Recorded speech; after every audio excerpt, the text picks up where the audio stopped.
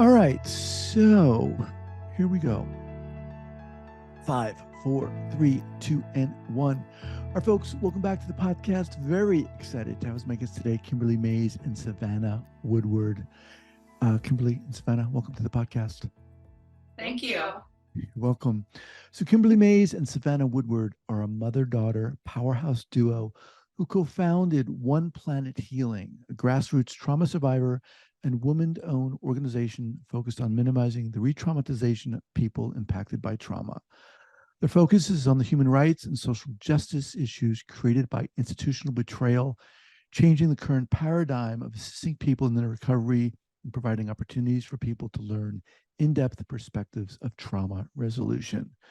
Kimberly utilized her decades of introspection during her recovery from dissociative identity disorder, working with hundreds of people impacted by trauma, and implementing research and insights from wisdom keepers worldwide in developing the life-saving trauma response system model.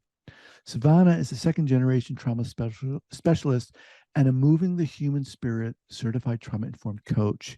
Savannah has a decade of experience and vast knowledge in working with people impacted by trauma and is most passionate about helping utilizing your experiences of recovery when working with families and healing intergenerational or transgenerational trauma. Oh, a mouthful there. Welcome to the podcast. Thank you so much. So, all right, before we go in here, share with our listeners where you're from originally and where you both are currently. We're both from Southern California originally.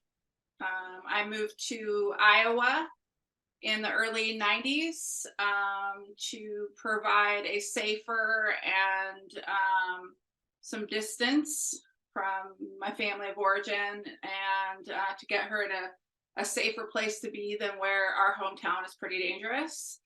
And there was a university in the town that we moved to, and so that's where we ended up. Now we're in Wisconsin after a decade or so of going different places. We've landed here in the Midwest. Okay. So, Savannah, let me ask you, how did this interest in what you're doing start for you?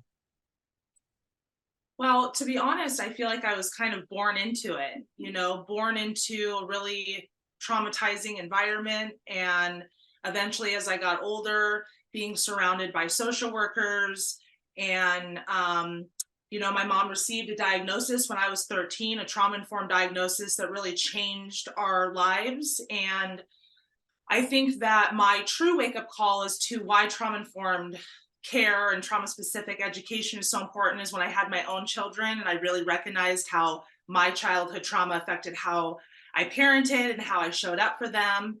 And so that's what really led to me diving deep, is to not only improve my own experience as a parent, but also help other parents, not struggle so much. So, Kimberly, share with our listeners who might not have listened in on our first episode, but give us a thumbnail sketch of your experience. What led you to this field? Well, like Savannah said, I was definitely born into it. I have to be honest, I didn't have the capacity at the time to make any grounded, insightful decisions about like what I wanted to do with my life.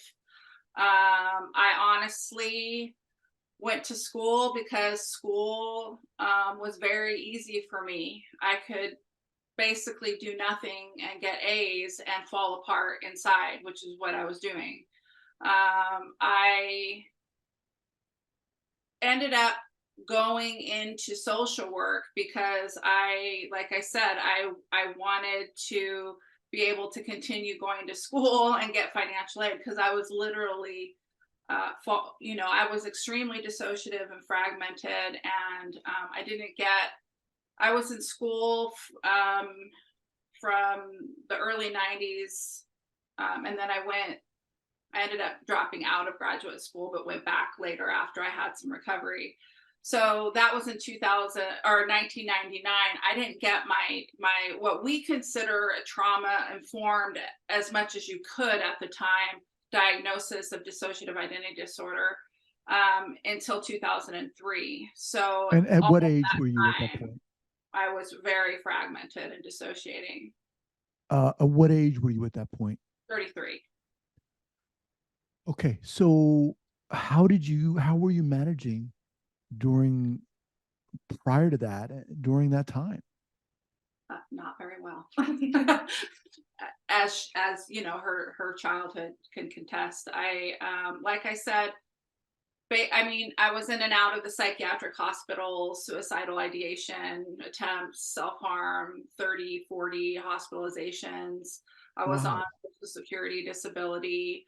And I honestly, you know, some people say that they don't remember their childhood. I honestly don't remember probably 85% of my entire life, because that's the severity of my dissociation. Honestly, I had enough intellect, which is a privilege, I think. You know, I had enough intellect to be able to succeed, you know, like a parent competency, like Marshall Linhan said. I looked different than I was because I was able to succeed in school while still being DID, because I could front, I could show up, and I was able to do very well. And I got financial aid back then. Single mothers got a lot of money. And so I lived in government housing, and I didn't make it very well. By the time I had my diagnosis, I had completely stopped functioning. I was not working, was not going to school. I was, you know, probably one of the closest times to ending my life, when my psychiatrist got trauma informed. He went and trained with Dr. Colin Ross at Timberlawn in Texas. And getting DID diagnoses then is not like now, where it seems to be much more prevalent of a diagnosis. Then you didn't get that diagnosis. And so for him, and he had been my psychiatrist for 10 years, so he knew me. And, you know, he actually apologized to me later and said, "I'm sorry I misdiagnosed you with all those diagnoses. I just didn't know. I wasn't confident enough in my ability to diagnose trauma to give you the diagnosis that I felt you deserved." But now it's so blaringly obvious. And that diagnosis literally changed our lives and saved my life, because I finally didn't see myself as a mentally ill person anymore. I was like, Wow. oh, now I see what you're telling me. And Right, that made right. much more sense. That's the only diagnosis I ever resonated with. And I had 25 different diagnoses during my years in the mental health system, So, which is why we're here. yeah. Um, First of all, I mean, appreciate both of you coming on here and sharing this. This is, I would imagine, not very easy to share, to talk about all this stuff, talk about your life like this. I think it takes a lot of courage, and I really appreciate and commend you for the work you're doing. And I want to get into the great work you're doing, but I also want to set the stage here. So, Kimberly, you said you grew up in a, I guess, chaotic would be an understated statement, chaotic life, traumatizing life, childhood. An understatement. Yes. Yeah. The severity of my trauma Okay. is Okay. beyond, yeah, it's extreme. Now, Savannah, so was it both of you? Do you have siblings, Savannah? I'm the only child. Just me and Okay. her. Okay. To a single mom, So, with a single mom. so your mother raised you. To what degree were you aware of what was going on? How did you interpret what was going on? You know, I think that when I was really young, it was so normalized that it was just kind of what it was. And it was just what I dealt with daily. And I was just kind of in that childlike perspective of my mom, of my situation. It wasn't until, you know, maybe 10, 11, 12, when I started realizing that I was different than other people, that, you know, my mom was different, my home was different. And, you know, to be perfectly honest, I don't think I truly understood the severity of my trauma until my mid to late 20s, when I really was able to slow down, do my own work, process. There was a little bit more space in my life to be able to look inward and to work on myself. I started to do more yoga and meditation, doing more introspection. And I really became hyper aware of how my trauma impacted my behavior. And again, like I said, when my children were born, I was 25 and 26 when my two sons were born. And, you know, I know a lot of parents out there kind of feel this way too, that they are a direct reflection of who you are and what you've been through, your beliefs, your values, your habits. And it was like having two little mirrors just running around. And then once I lost my first husband in 2019, everything changed. I recognized how I had recreated my role, my childhood role of caregiver, onto my husband, how that affected me, my relationship with my mom, my relationship with my kids. And that's really when I was like, trauma is now everything to me. I understand my life and most of the people around me. And that's when things really changed. So the last 4 years, I've just taken a deep dive. Well, and she, and, you know, her childhood was, you know, is my mom going to take her life? Is my mom's going to the hospital again. My mom, you know, her entire life revolved around me and getting my needs met. She was very much secondary. And I was so motivated by trauma. You know, sometimes when people's trauma is so big, they don't see anyone else, including their children, which is why we're here again, is to help. We want to minimize that and help people to recognize that all trauma motivated behaviors are understandable reactions to their experiences. And it's okay to not be ashamed that your parenting is affecting your children. I mean, this is what our podcast is about. A New Generation podcast is us telling about how we had to take radical responsibility to heal the transgenerational, intergenerational trauma. And that's a hard look at my impact on her as a parent and her on her children and my generational trauma. And so her role as my caretaker was so recreated in her relationships. I think it wasn't until, like she said, her first husband took his life that she really realized, wait a minute, this role was created by my mom. Absolutely. So was there a point, Savannah, where you took off, went to live, quote unquote, live your life? At what point was that? When did you guys kind of separate? Not very well. We were very, very enmeshed. Yeah, so it's kind of, you know, been touch and go for many years. There's been times throughout my life where I've tried to distance, try to do my own work, and then come with the intention of coming back to my family system more well-adjusted. And I was continually being re-traumatized by different parts of my life that it was nearly impossible to be able to do that work. You know, I think that I first tried to do that when I was 16 or 17. I moved out of my mom's house into my grandparents' house, and then I moved into my own apartment before I was 18. And there were a few years there where I was trying to sober up from substances. I was trying to find my autonomy. And I feel like I succeeded to do so. You know, it kind of was in layers over the years. And so I think that was the first layer in me saying, okay, I'm allowed to kind of step away from my mom. My mom had started to prove to me that she was well enough. And this was obvious. I mean, maybe not obvious, but obvious to me now, very subconscious, that I was trying to pull away. And there have been many times throughout my life where we've taken space, we've gone months at a time. But one of the most impactful boundaries that I've asserted in my life was what we call the divide. We talk about it on our podcast quite a bit. And it was a 18-month no contact, where my mom and I had no contact for 18 months. And my sole intention was to try to find autonomy after decades of enmeshment. You named it the divide? Yes. Yes. Later, after we came back, because we both have talked about it and agreed at the time, the extent of the trauma that caused the incidents that led up to the divide were so extreme that both of us thought we'd never talk to each other again. I literally thought I'd never talk to my daughter or see my grandsons again. Yeah. So how what brought you back? How did that event happen?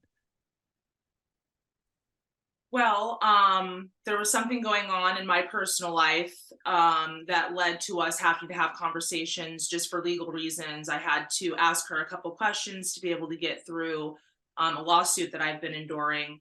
And that was the first practical reason as to why we reconnected. I had already been considering wanting to reconnect because we had some communication the last couple of months of our no contact around our perspective, what we thought had happened. It was a first attempt at repair. And because that had been going successful, we were able to communicate in a way that we hadn't before, although it was via email. There was definitely a shift in the relationship dynamic and communication that was very clear to me. And so I was already considering reconnecting. And then this very terrible situation kind of brought us back together, but it was meant to be, I feel. And so after we were able to communicate about something that was so difficult, I was kind of like, well, okay, we got through that. Maybe we could talk about other difficult things. And that was just kind of the door opening to many, many conversations on our perspective on why it had been the way that it had been, what we needed to do, taking being radically self-aware, taking radical self-responsibility of me as a daughter, this is how I contributed, you as a mom, this is how you contributed. We were able to really hold space for one another, validate one another, and really got through some of those really difficult conversations that we had been avoiding for decades. And it's So quite hang on, pause a second here. sure. So I don't want to skip over that, because that in and of itself is incredible. I mean, that you have the ability, the wherewithal, the awareness to, look at the roles each of you, quote unquote, played in this. I'm curious, Kimberly. I mean, this is, I just can't imagine what you've gone through. And how are you doing now? Fantastic. The That best amazing. I've ever been. Yeah, And I mean, it's I actually sometimes say to myself, wow, I can't believe who you are now. I mean, living as a person who had such severe complex trauma, what I've been through, having that diagnosis, fully integrating that diagnosis, which probably took about 2 decades. The truth of the matter is that I had to look at what needs, childhood needs, I was trying to get met through my daughter that didn't belong to her. And that was a physical feeling I could feel inside. And because I got none of my needs met from my mom or family of origin, I overly enmeshed and tried to overly attach with her, and it was suffocating her. And it was starting to come out, on the grandkids. And even though the divide was the most painful thing I ever had been through, because I thought I was going to lose the only family I had. It had to happen because I had to become an individual person by myself that didn't have these wounded attachment issues with my daughter. And because I did that, I became a whole individualized person that can meet my own needs. What has allowed you or helped you to gain this type of awareness? The trauma response syndrome model, the model that I created to help with trauma resolution. So your own model, your own development of this model. How did you develop that? I mean, what helped you? Pardon me. To at some point, you've got to stand back, be able to stand back and look at what has gone on. What enabled you to do that initially? So what I'm able to do that initially is because I became extremely hyper focused on trauma and learning about trauma. So I started reading all of Bessel van der Kolk's research in the early 2000s, and reading about childhood developmental disorder, which is what he's trying to put in the DSM, and that research wasn't published yet. I took a really deep dive into, Dr. Colin Ross's work, Alice Miller, Patrick Carnes with sex addiction, those kinds of things.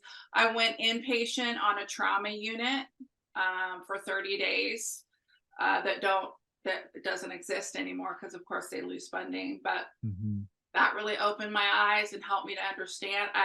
I literally once, although I didn't really remember, once it was put in a trauma paradigm, what was going on with me, I did begin to, I stepped back and started to witness, why was I doing what I was doing? Because it took probably about 3 years of very, very intense trauma therapy before I was even integrated enough to be able to function. So, it took 5 years before I was okay enough to be able to take a step back, take radical responsibility, be able to, the biggest thing was to watch myself and think, why was I doing what I was doing? And it came back down to trauma-based needs and understanding the concepts that have been created into this model when they were really tiny, and them growing and taking, concepts from theories and then applying trauma to them and making it bigger, because, a lot of people don't understand the intricacies of trauma, especially trauma motivated behaviors. And that's what I started to recognize and witness. But of course, the number one thing is I stopped engaging in the trauma motivated behaviors. I stopped engaging with men and no drugs and alcohol. I stopped re-traumatizing myself every day with my own behaviors. That's the key, probably. How did One Planet Healing start? How did you folks come about? Let's do this. Probably it started with the extreme, we are not anti-psychiatry. We are pro-informed consent, what I call pro-informed diagnosing, is that we need to stop the medicalizing and pathologizing of human suffering. That's the main thing, is that when you spend 25 years in a mental health system where you're misdiagnosed and wrongly medicated, and it nearly took my life, and that's still happening, that's what needs to stop. I was not bipolar. I had 4 different personality disorder diagnoses. None of them were correct. I had, like I said, I had psychosis. Every single thing that I experienced was from trauma, and nobody understood it. And so then they wrongly medicated me. I was on 12 or 14 psychiatric medications at one time. That has to stop. We need to stop. There's no reason for that. So I want to get to Savannah, did you sit down and say, let's start this program, this project? How did that come about? I think, I don't know if it was that concrete, but after talking about our life story, at first your reaction to our story of wow, I can't believe that this is happening. We kind of had that same aha that once I became an adult, we sat down and really started talking about the stories we had experienced, what we had been through, what we were seeing. We were assisting people in recovery at the time, hearing their stories. But, I think what really pushed me over the edge was losing my first husband to malpractice, and really seeing the same experience that I had had as a child. I witnessed all of this as a child, but because I had that childlike perspective, of course, I didn't totally understand the impact. But then once I saw it play out, you know, at almost 30 years old, and really recognize, wow, this impacted my husband's family, my children, to really just see it all play out as an adult and feel powerless to that. I really tapped into the millions of people out there that feel powerless to the system, and they don't have the resources or the wherewithal to be able to advocate for themselves, stand up for themselves. And I don't know how else to say it. Something inside of me came alive. I was born when that happened, where I was like, this is my purpose. Yeah. That's why this happened to me. I got to tell everyone I know that there's a different way. If we could look at it in a more trauma-informed way of how trauma impacts our body, our nervous system, our thinking, our belief systems, Our behaviors. and really have the opportunity to be trained in that, I honestly feel that thousands of people and thousands of lives would be saved and suicides would be prevented. So how did One Planet Healing, how did you start that? What did you say, Mom, we got to do this? Or Kimberly, did you say, Savannah, we got to do this? It's been like percolating for the last decade, like probably, you know, I was very psych injured from medication withdrawal, and so I was very sick for a long time, and I thought, well, I'm never talking about trauma again because I was, you know, a lot had happened. But then, you know, as our life experience started to grow together, and I started working with people again, and then, you know, because really the concept of One Planet Healing started in like 2014. And it just has now, finally, now that we've gone through what we needed to go through, because we were too enmeshed to be able to actually make anything happen as far as an organization. And so it had to be this divide. For now, we've come back together. Now we live 20 minutes from each other. And now is when we're like, we know exactly what our message is and what needs to happen and how and why. And so now we're finally, in the last year, fully bringing One Planet Healing to the forefront after about a decade. And we definitely did have a conversation after we lost Curtis of this cannot happen again. I think that was the final straw. Once we lost him, we were like, there's no more messing around. It doesn't matter if we have a bad day or not, we're pushing through. We got to get this message out. And as soon as we started talking about it, the response that we have from people that we work with, people who listen to our podcast, it's infectious. And now we don't have a choice. We have to do this thing. It's like part of our purpose. Just interject here. So just to be clear, what happened with your past husband was he was fell victim to the system in a sense? Yes. And took his own life? Yes. Okay. So what is the goal or the mission of One Planet Healing? To minimize the re-traumatization of those impacted by trauma. And we do that by providing alternative perspectives of working with people other than the medical and diagnostic approach. Viewing people so our perspective is that people, we're not saying there's no such thing as mental illness. We'd never say that. I've spent way too much time working in the mental health system to say that.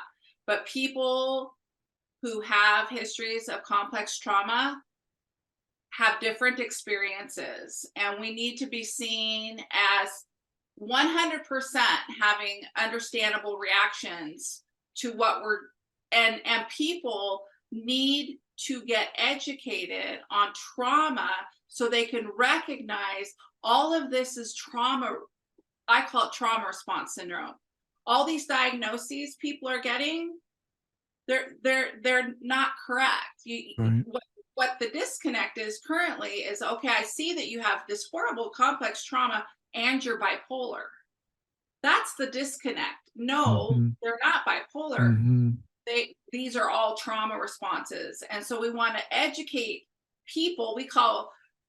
One of our goals is to minimize the power differentiation that inherently happens in healing spaces. So we really change our language to decrease that, to put the power back in the hands of the people who are being served. essentially. So, we are educators. We're educating people on trauma. We are Okay. not, that's what we do. And we want to train other people to be able to do that so that the people who need the help can take that information and utilize it in their own lives. And so our mission is to train as many people as we can in this perspective to help more people. So Because are you training anyone, educators, therapists, coaches, survivors, so anyone can come to your site and get the education? And how are these educational materials delivered? Is everything online? yes, everything will be online right now. There will be Teachable. There's stuff on Teachable, but we would like to be able to have opportunities to train in person as much as possible, because that's much more dynamic. But we hold courses that we trainings, webinars, those kinds of things, so that people can see online to maybe eventually come to us to train in person. Okay. Our main, what we would like the most is that people who have lived experience, who are called to assist others and are doing their inner work. That's the ideal trauma specialist, in my perspective. We want so we call therapists, counselors, those kinds of things. We call those people anyone who assists in the recovery of others would benefit from training in the trauma response syndrome model under One Planet Healing. So we want to change that language to move away from anything that's treatment oriented, because people who are drawn to us, they want a different language, they want a different paradigm, they want a different perspective, and that's what we offer. I mean, for me, what's very powerful about what you both are doing is your relationship, naturally, and your ability to speak from different positions in that relationship. That's very unique and very powerful. And the fact that you had this divide and what caused that, and your ability to come back and utilize a different lens through which to look at your relationship, and then to move beyond that or forward and start what you're doing is so friggin' amazing. And it's really inspiring. It really is. I talk to a lot of people, and I haven't definitely not have had people on like yourselves who are doing this. Thank We're very you, proud of Guy. ourselves. We're very proud of ourselves, and I'm telling you, it's a lot of hard work. It's a lot of hard work to be able to take radical responsibility as a parent and say, it wasn't okay how you were raised. It wasn't okay, your role. It wasn't okay how I acted. None of those things were okay. You are the most important. I am the parent. You are the child. And I need to be able to relate to you in that way. And I do it without 1000% no shame. That's the key. Mm-hmm. I'm not ashamed of it, because trauma motivated my behaviors. Now, I was for a very long time, but that's another one of our main goals, and what we're very passionate about is that we work with a lot of families where I work with the parent or the parents, and she works with the child, mostly adolescents, and we help them heal their transgenerational trauma, because everybody gets heard and validated, and then they can come together and we can mediate, and it's very powerful. That's because when families heal, society heals. Yeah. Well, look, want to wind down here. What's the best way for people to get in contact with you? Both of our emails are on the website, which is Kimberly Maize, MAIZE, KimberlyMaize.com. Okay. and there's all kinds of everything that you could possibly want to know is there. Okay. And your podcast is a New Generation podcast. We'll have that linked up.